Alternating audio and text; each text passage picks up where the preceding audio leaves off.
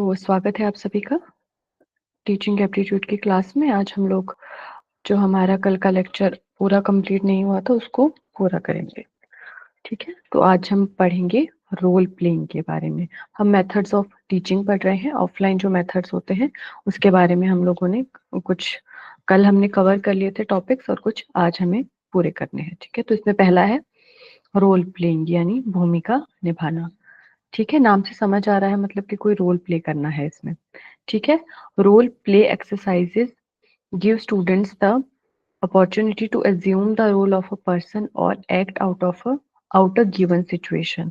भूमिका निभाने वाले अभ्यास छात्रों को किसी व्यक्ति की भूमिका निभाने या किसी स्थिति पर अभिनय करने का अवसर देते हैं। जैसे आप इसको समझ सकते हो कि जैसे आप लोगों को बच्चों को बताना है रामायण के बारे में, महाभारत के बारे में, तो उसके ऊपर आप रोल प्लेइंग के माध्यम से उनको बता सकते हो। जैसे किसी ने महाभारत के समय में श्री कृष्ण का रोल प्ले कर लिया किसी बच्चे ने, या बाकी जो पांडवों का रोल कोई लोग कर रहे हैं, ऐसे ऐसे करके।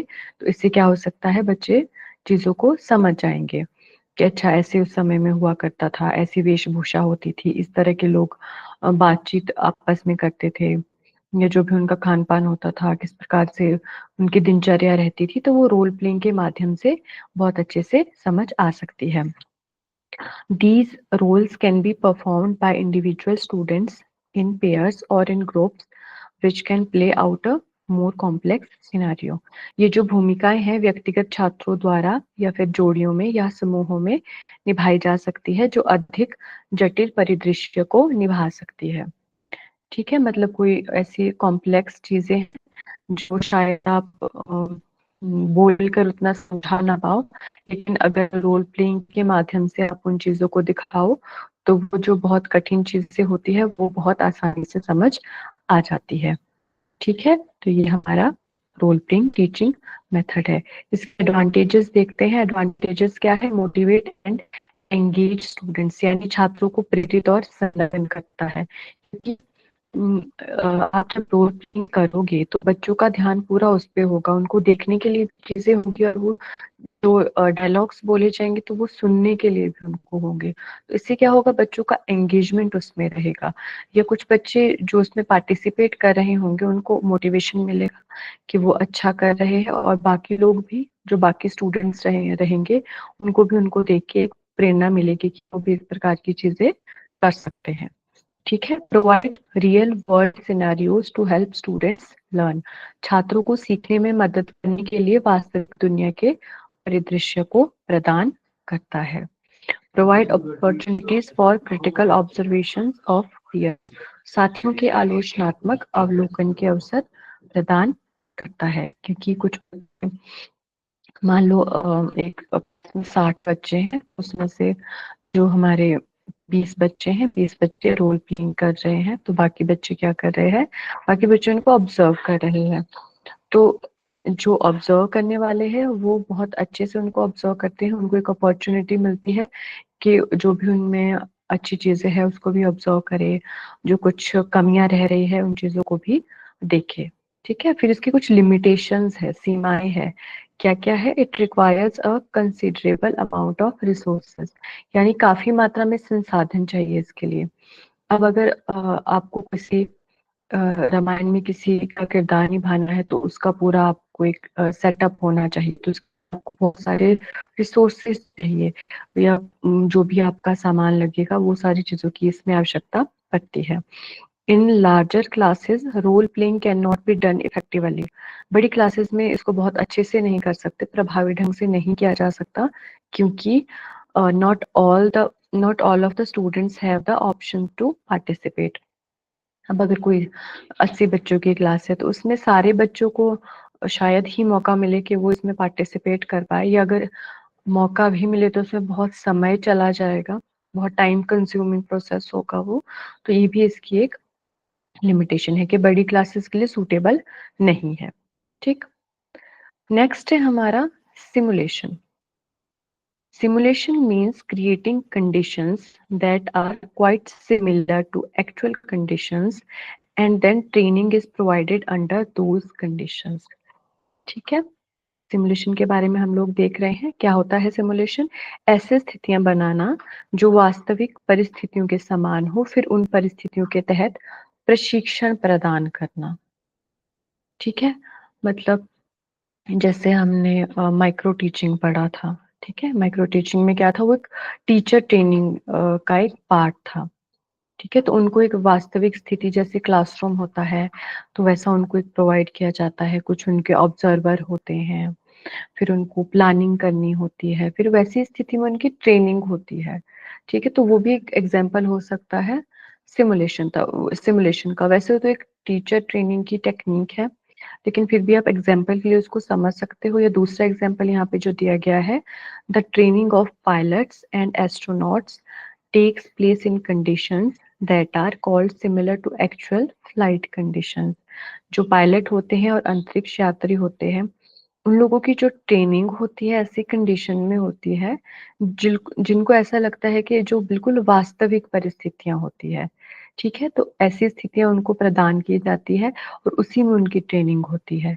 उसके बाद उनको आगे भेजा जाता है। तो ये हो जाएगा हमारा सिमुलेशन। ठीक है, मतलब ऐसी कंडीशंस प्रोवाइड करना जो बिल्कुल एक्चुअल कंडीशंस की तरह हो, और फिर उसी कंडीशन में उनकी पार्टिसिपेंट्स की ट्रेनिंग कराना। ठीक है, इसके एडवांटेजेस क्या क्या है? It allow students to make accurate assumptions.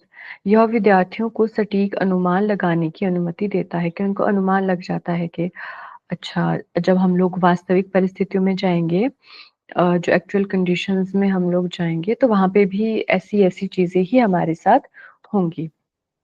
ठीक है, real life situations can have an unlimited number of options and simulation is a good way to safely and effectively teach these outcomes. वास्तविक जीवन स्थितियों में असीमित संख्या में विकल्प हो सकते हैं, और सिमुलेशन इन परिणामों को सुरक्षित और प्रभावी ढंग से सिखाने का एक अच्छा तरीका है। ठीक है, मतलब जो हमारी कुछ भी जो वास्तविक जीवन की परिस्थितियां होती है, उसमें बहुत सारी चीजें होती है जो हम सिमुलेशन के माध्यम से सीख सकते हैं। ठीक है, तो ये इसके एडवांटेजेस है। अभी इसके लिमिटेशंस देखते हैं। No matter how accurate the learning simulation is, there is always some scope for error and doubt.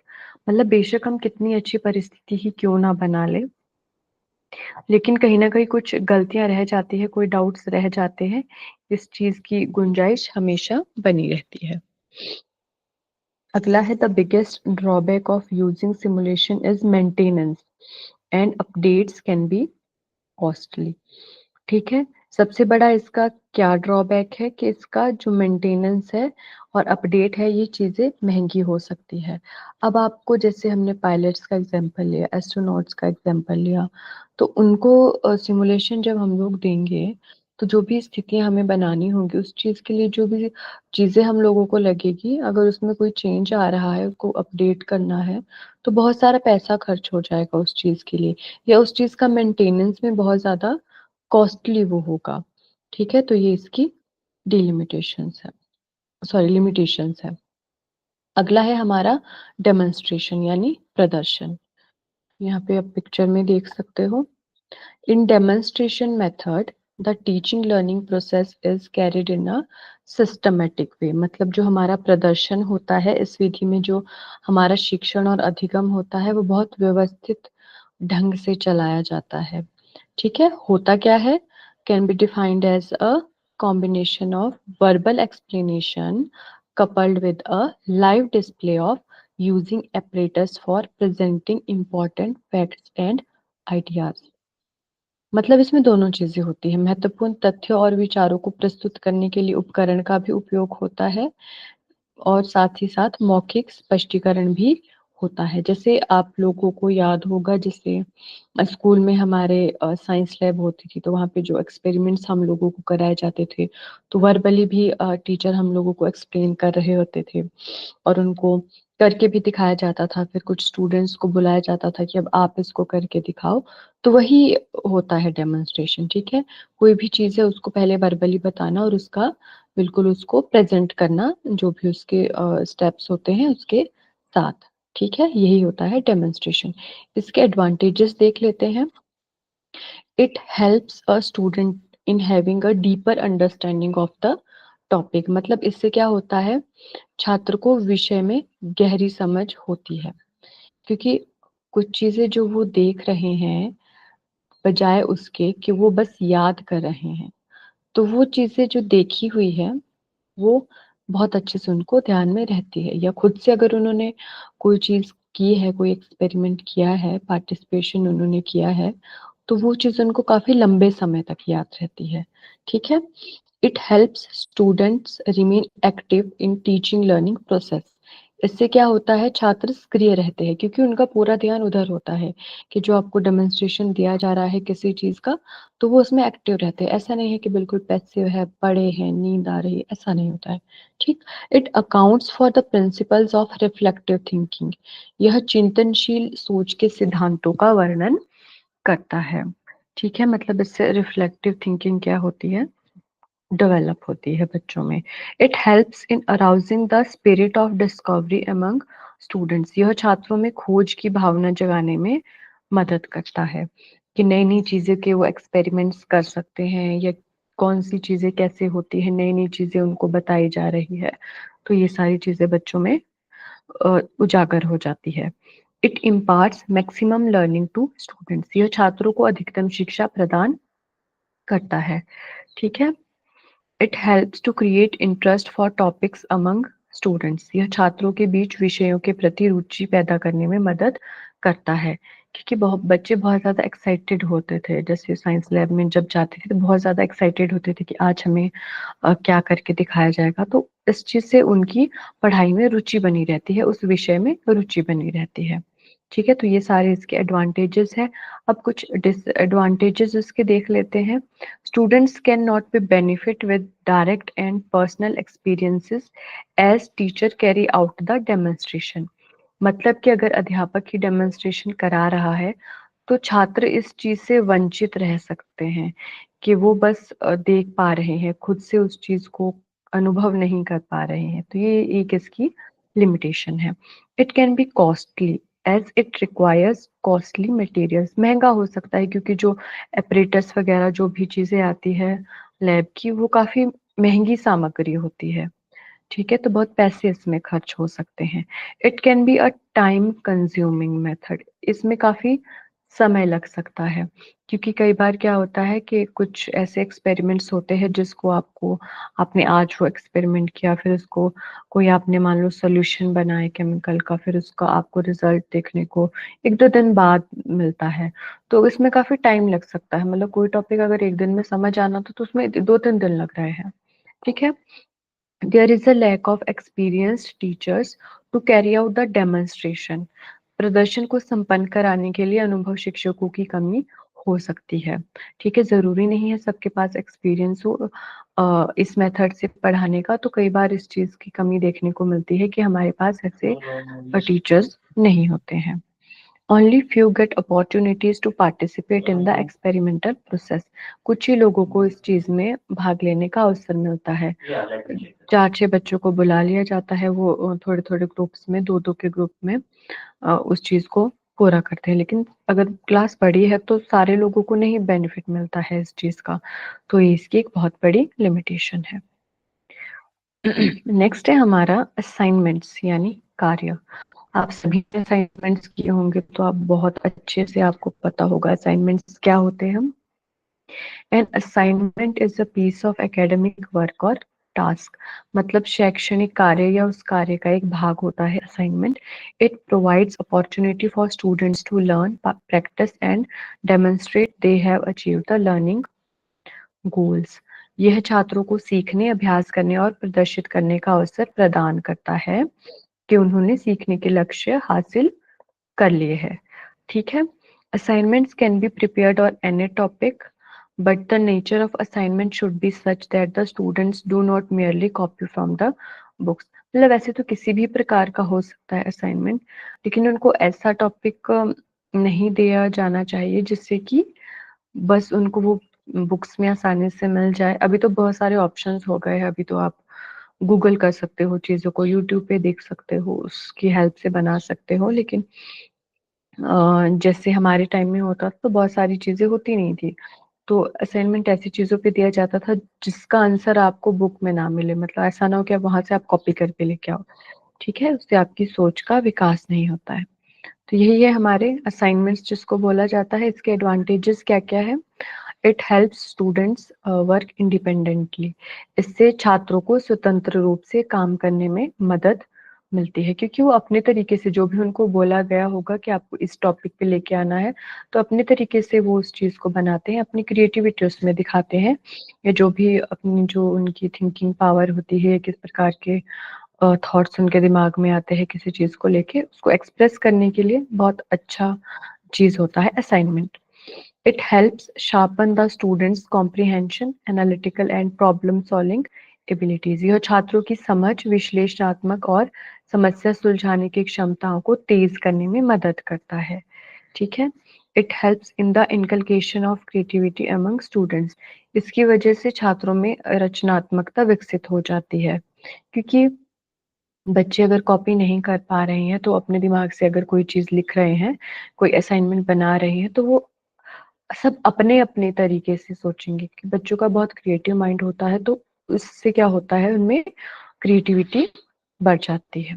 क्या लिमिटेशन है स्टूडेंट्स में होगा ये? Students may copy each others material unless the assignments are carefully planned. अगर मान लो आपने 3-4 बच्चों को एक ही टॉपिक दे दिया, तो वो क्या कर सकते हैं, कॉपी कर सकते हैं। तो ये इसकी एक बहुत बड़ी लिमिटेशन है असाइनमेंट की। ठीक है, अगला आता है हमारा इसी में प्रोग्राम्ड इंस्ट्रक्शंस, यानी क्रमादेशित निर्देश। Programmed instruction is a method of presenting new subject matter to students through a graded sequence हाँ। Of controlled step. कोई किसी का कोई क्वेश्चन है? नहीं मैम, वो स्लाइड अभी दिखाई दी स्लाइड। अच्छा, सी द स्लाइड। ठीक है, अभी तो दिख रही है ना? यस। अच्छा, ठीक है। हाँ, तो program instruction is a method of presenting new subject matter to students through a graded sequence of controlled steps with corresponding activities। जो भी हमारा क्रमादेशित अनुदेश है, संबंधित गतिविधियों के साथ नियंत्रित चरणों के क्रमबद्ध अनुक्रम के साथ के माध्यम से छात्रों के सामने नई विषय वस्तु प्रस्तुत करने की एक विधि है। मतलब कोई अगर नया सब्जेक्ट मैटर है, वो आपको बच्चों को कराना है, तो उसके लिए क्या थोड़े थोड़े स्टेप्स में आप उस चीजों को करवाते हो, एक साथ नहीं करवाते हो। ठीक है, जो पहली चीज आएगी पहले कराओगे, थोड़े थोड़े करके, क्योंकि वो नई चीज है, उनको पता नहीं है, तो एक साथ कराने का कुछ लाभ नहीं होता है, उससे उल्टा क्या होता है, नुकसान होता है, क्योंकि वो समझ नहीं आता है। तो प्रोग्राम्ड इंस्ट्रक्शंस में क्या होता है, जो भी नई चीज आपको करानी है उसको एक सीक्वेंस में कराना है, उसके स्टेप्स के अकॉर्डिंग कराना है। ठीक है, छोटे छोटे कह सकते हैं कि छोटे पार्ट्स में डिवाइड करके फिर उनको समझाना है। Students work through the programmed material at their own speed independently and assess their own comprehension after each step through exam questions। मतलब जो छात्र है वो स्वतंत्र रूप से प्रोग्राम की गई सामग्री पर अपनी गति से काम करते हैं। मतलब जो भी उनको मान लो एक चीज उनको बताई गई है, तो वो अपने तरीके से अपनी पेस के हिसाब से उसको सीखते हैं, और जो उससे रिलेटेड क्वेश्चंस होते हैं उसके माध्यम से ही प्रत्येक चरण के बाद अपनी समझ का आकलन करते हैं। मतलब एक स्टेप हुआ, उससे रिलेटेड क्वेश्चंस आपके सामने आए, तो फिर आपको समझ आ जाएगा कि आपका लेवल कितना है, आपको कितनी चीजें समझ आई है और कितनी चीजें समझ नहीं आई है। बेसिकली नई चीजों को सीखने के लिए है प्रोग्राम इंस्ट्रक्शंस। ठीक है, एक साथ नहीं कराना है, छोटे छोटे स्टेप्स में कराना है, प्रॉपर सीक्वेंस में कराना है। जब एक पार्ट कंप्लीट होगा उसके बाद उसके क्वेश्चन आंसर दिए जाएंगे, फिर समझ आ जाएगा बच्चों को कहाँ पे क्या कमी है और क्या चीज उन्होंने सीखी है। इसके लाभ देख लेते हैं। This ensures active participation of the learner and it can be used for any subject। मतलब इससे क्या होता है, शिक्षार्थी सक्रिय भागीदार बन जाता है, मतलब वो एक्टिव रहता है, और इसका उपयोग आप किसी भी विषय के लिए कर सकते हो। Feedback is provided to wrong answers so that learner is able to develop mastery over the content। अगर गलत उत्तर दिया है तो उसका फीडबैक दिया जा रहा है। ठीक है, मान लो ऑनलाइन माध्यम से आपका एग्जाम है, तो आपने जो गलत आंसर दिया है तो उसका फीडबैक दिया जाता है। तो फीडबैक में आपको बेसिकली क्या एक्सप्लेनेशन दिया जाता है कि आपने जो आंसर दिया था वो गलत था, लेकिन जो सही आंसर होना था वो कैसे सही होना था, उसका एक्सप्लेनेशन दिया जाता है। तो इससे क्या होता है, अगर आपको फीडबैक दिया जा रहा है तो आपका जो कह सकते हैं कि जो आपने गलत किया था चीज, वो आप उसको अच्छे से समझ सकते हो और धीरे धीरे उसमें आप मास्टरी हासिल कर सकते हो। Immediate confirmation of the results provide reinforcement to the learners and encourages the learners to proceed further. परिणामों की तत्काल पुष्टि शिक्षार्थियों को सुदृढ़ीकरण प्रदान करती है और शिक्षार्थियों को आगे बढ़ने के लिए प्रोत्साहित करती है। कि जैसे आपने एक स्टेप पूरा किया किसी चीज का, उससे रिलेटेड आपका एग्जाम था, तो अगर आपके मान लो सारे क्वेश्चंस ठीक हो गए या जितने भी ठीक हुए, तो आपको समझ आ गया कि, क्योंकि आपको एकदम से उस चीज का आपका इवैल्यूएशन हो गया, तो आप उससे क्या कर सकते हो, उससे अगर आपको आगे बढ़ना है तो आप अगले स्टेप पे जाओगे। अगर आपको उसमें कुछ कमी लग रही है तो आप उसको फिर से क्लियर कर सकते हो, जो आपने पहले जो भी जितना कंटेंट आपने पढ़ा है। ठीक है, अब इसके कुछ लिमिटेशंस हम लोग देख लेते हैं। It is very difficult to develop an instructional program, मतलब इस चीज को डेवलप करना बहुत ज्यादा कठिन होता है। ठीक है, क्योंकि ऑनलाइन माध्यम से ये सारी चीजें होती है हमारी, तो ये बहुत थोड़ा टफ होता है। ठीक है, it can not be applied at primary level of education, इसको प्राथमिक स्तर पर हम उपयोग नहीं कर सकते, छोटे बच्चों के लिए नहीं होता है। Learner motivation may get diminished after some time, कुछ समय बाद शिक्षार्थी की प्रेरणा कम हो सकती है। कि मान लो कि उसका प्रदर्शन अच्छा नहीं है, उसको चीजें समझ नहीं आ रही है या उसके क्वेश्चंस ठीक नहीं हो रहे हैं। ठीक है, तो इसकी वजह से क्या हो सकता है, वो डीमोटिवेट हो सकता है। There is no chance for students creativity, इसमें कोई क्रिएटिविटी के लिए कोई मौका नहीं होता है, क्योंकि जो कंटेंट है वो आपको समझना है, याद करना है या जैसे भी, उसके बाद उसके आंसर्स आप लोगों को देने हैं, क्वेश्चन सेशन जो होगा आपका। ठीक है, तो इसमें कुछ क्रिएटिविटी के लिए आपको मौका नहीं मिलता है बच्चों को। In absence of the teacher, students may spoil the disciplinary tone of the class or they will be helpless when any problem arises. अगर मान लो शिक्षक नहीं है तो उसकी वजह से कुछ बच्चे क्या कर सकते हैं, कक्षा का माहौल भी बिगाड़ सकते हैं, या कोई प्रॉब्लम आ रही है शिक्षक ना होने की वजह से वो बिल्कुल हेल्पलेस हो जाते हैं, क्योंकि उनके पास कोई पूछने के लिए नहीं होता है। ठीक, नेक्स्ट आता है हमारा कंप्यूटर असिस्टेड लर्निंग, यानी कंप्यूटर सहायता प्राप्त शिक्षण। CAL इसकी शॉर्ट फॉर्म है। ये क्या है हमारा, it is a type of education that involves the use of computers and other technologies but does not require human interaction. ठीक है, नाम से समझ आ रहा है कंप्यूटर असिस्टेड, यानी इसमें क्या होगा, हमारा ऐसी शिक्षा होगी जिसमें कंप्यूटर का या किसी अन्य प्रौद्योगिकी का उपयोग होगा, लेकिन इसमें ह्यूमन इंटरेक्शन यानी मानव संपर्क की आवश्यकता नहीं होगी। ये तो नाम से ही हमको समझ आ रहा था। ठीक है, CAL includes the use of electronics such as CD and MP3 players, DVD players, tablets, smartphones and TV। ठीक है, इसमें क्या क्या चीजें आ सकती है, इसके उदाहरण क्या क्या हो सकते हैं, CD हो सकता है, MP3 प्लेयर हो सकते हैं, DVD प्लेयर, टैबलेट जो होते हैं, स्मार्टफोन या फिर TV। इस टाइप के अगर आप मान लो CD के माध्यम से पढ़ रहे हैं या स्मार्टफोन के माध्यम से पढ़ रहे हैं, तो वो हमारा आ जाता है कंप्यूटर असिस्टेड लर्निंग में। ठीक है, बहुत इजी था, मतलब इसमें जो भी हम किसी टेक्नोलॉजीज के माध्यम से शिक्षा ग्रहण कर रहे हैं वो हमारा आता है कंप्यूटर असिस्टेड लर्निंग में, और इसमें ह्यूमन इंटरेक्शन नहीं होता। एडवांटेज है इसके क्विक फीडबैक ऑन परफॉर्मेंस, यानी एकदम से आपको प्रतिक्रिया मिल जाती है कि आपकी परफॉर्मेंस कैसी है। यूजफुल फॉर सेल्फ असेसमेंट, अपने मूल्यांकन के लिए बहुत ज्यादा उपयोगी है। जैसे आप कुछ मान लो कोई मॉक टेस्ट आप लगा रहे हो अपने फोन पे या लैपटॉप पे, तो आपको एकदम से आपको पता चल जाएगा कि आपका लेवल कितना है पढ़ाई का, कि कहाँ आपकी कमी है, कहाँ आपका क्या आपका प्लस पॉइंट है। Submitting the assessment from remote places, दूरस्थ स्थानों से मूल्यांकन प्रस्तुत करना, मतलब कोई ऐसा भी व्यक्ति है जो बहुत दूर दराज के इलाके में रह रहा है, तो वो भी इस चीज का उपयोग करके अपनी पढ़ाई कर सकता है। It can be effectively use for drilling, practicing and simulation. इसका उपयोग ड्रिलिंग के लिए, अभ्यास के लिए और सिमुलेशन के लिए किया जा सकता है। ठीक है। लिमिटेशन क्या है? कॉस्टली है, बहुत महंगा है। अगर आपको मान लो लैपटॉप खरीदना है, स्मार्टफोन खरीदना है, तो उसके लिए आपको पैसे खर्च करने पड़ेंगे। Mostly limited to objective question, ज्यादातर इसमें ऑब्जेक्टिव या वस्तुनिष्ठ प्रश्न ही आते हैं। Tend to test the knowledge not understanding, समझ को नहीं ज्ञान को परखने की प्रवृत्ति रखते हैं। ठीक है, मतलब कि आपकी नॉलेज कितनी है बस आपको उतना ही पता चलेगा। अब ऑब्जेक्टिव टाइप्स जो क्वेश्चन है उससे आपके अंडरस्टैंडिंग का पता नहीं चल पाता है। ठीक है, तो ये सारी क्या है, इसकी लिमिटेशंस है। नेक्स्ट है हमारा interactive video. Interactive videos are one of the most frequently used and reliable teaching aids in today's virtual learning environment.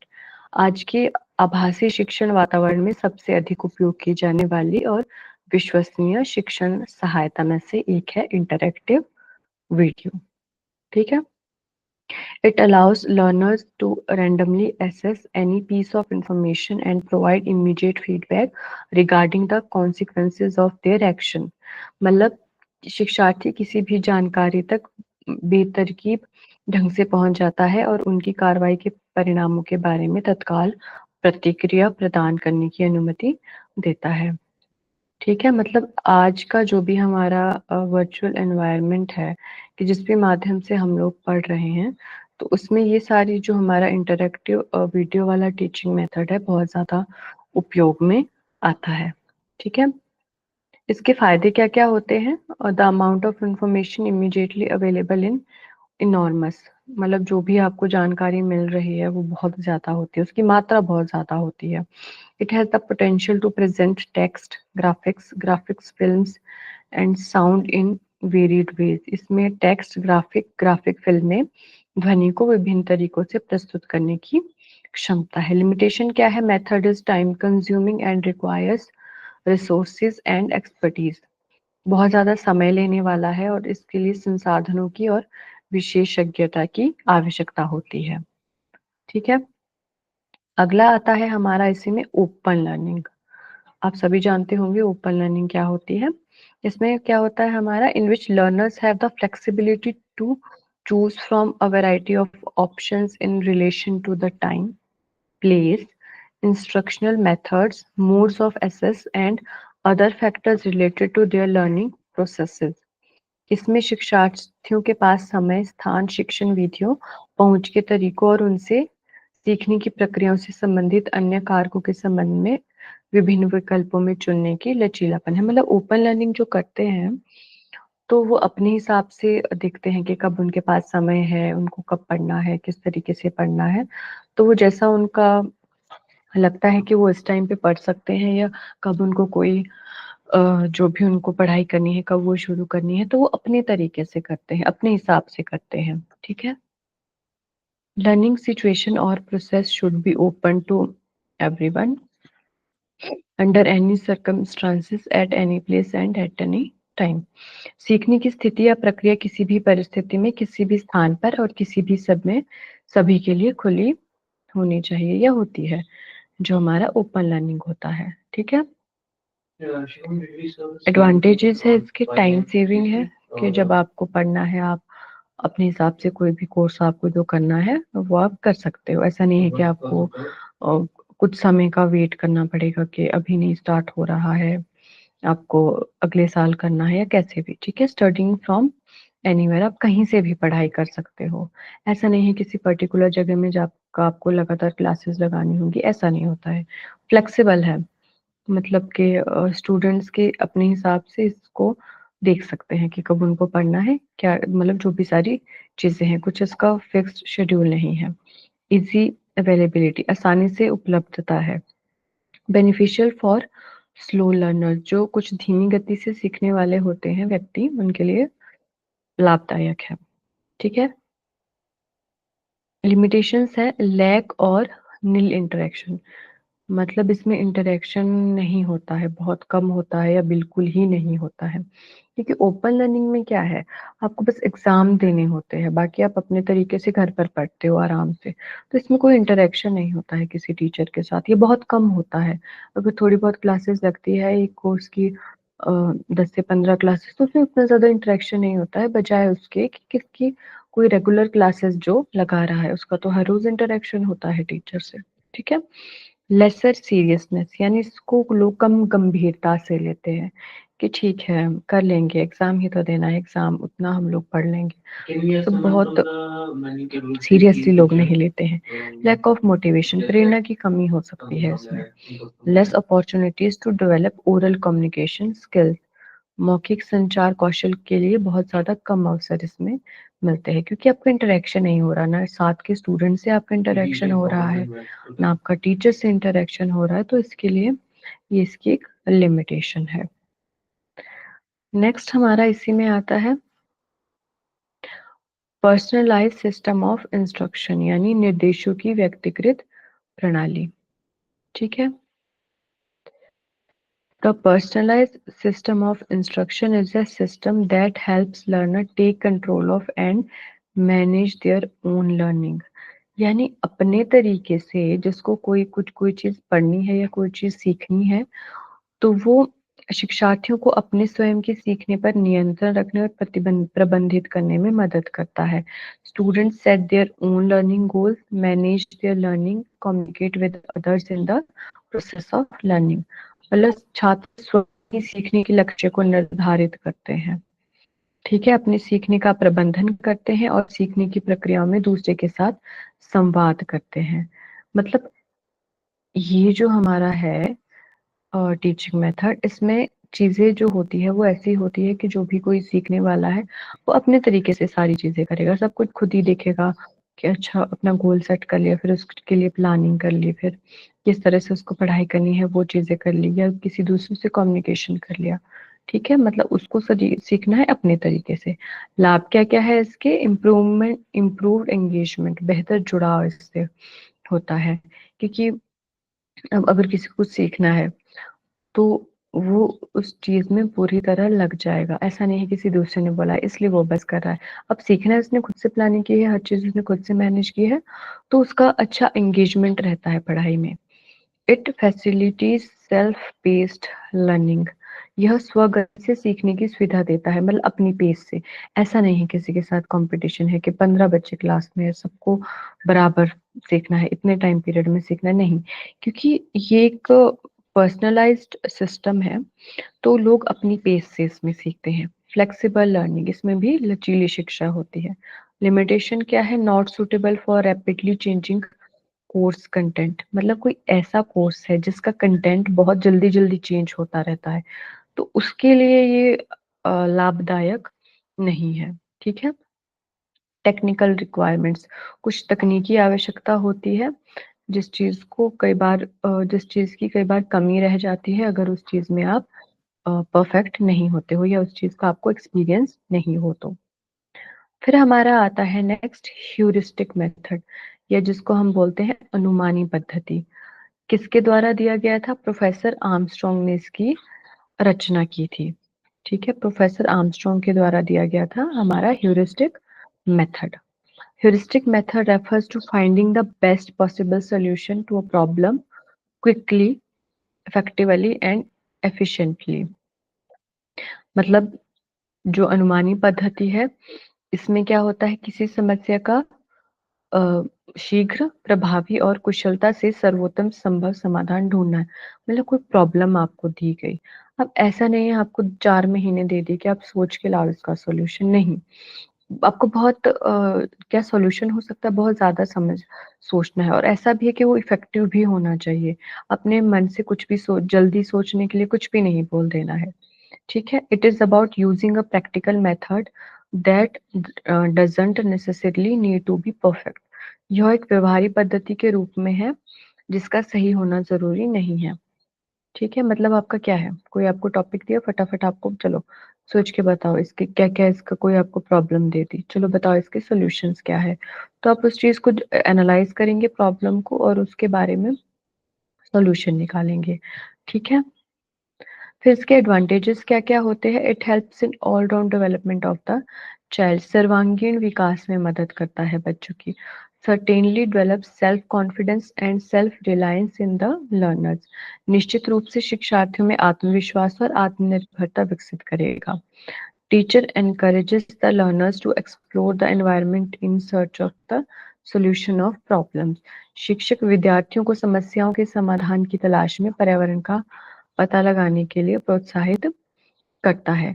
मतलब क्या है इसका कि कि कोई भी प्रॉब्लम है उसका सॉल्यूशन अगर मांग रहा है टीचर कि चलो ये बताओ इसका सॉल्यूशन क्या होगा, तो टीचर एनकरेज करता है लर्नर्स को कि आप ऐसा मतलब ऐसा आपको एनवायरनमेंट दिया जाता है कि जिससे आप जो सॉल्यूशन है उसको ढूंढ पाओ। लिमिटेशन क्या है, higher intelligence and divergent thinking जरूरी है इस चीज के लिए। शिक्षार्थियों में उच्च बुद्धि और भिन्न सोच, ठीक है, इंटेलिजेंस हायर होनी चाहिए, मतलब अच्छी इंटेलिजेंस होनी चाहिए और जो सोच है वो डाइवर्जेंट होनी चाहिए। इसी की वजह से आप किसी भी चीज का सोल्यूशन जल्दी दे पाओगे और इफेक्टिव सोल्यूशन दे पाओगे। Some students who are below average and fail to succeed in discovering the solution of the problem, कुछ छात्र होते हैं जो औसत से नीचे होते हैं, वो समस्याओं का समाधान नहीं खोज पाते हैं। ठीक है, तो उनके लिए काफी मुश्किल होता है इस मेथड से पढ़ाई करना। ठीक है, तो ये सारा जो हमारा था ये था ऑफलाइन टीचिंग मेथड्स। ठीक है, क्लियर हो गया सभी को इतना? Yeah, particularly at that time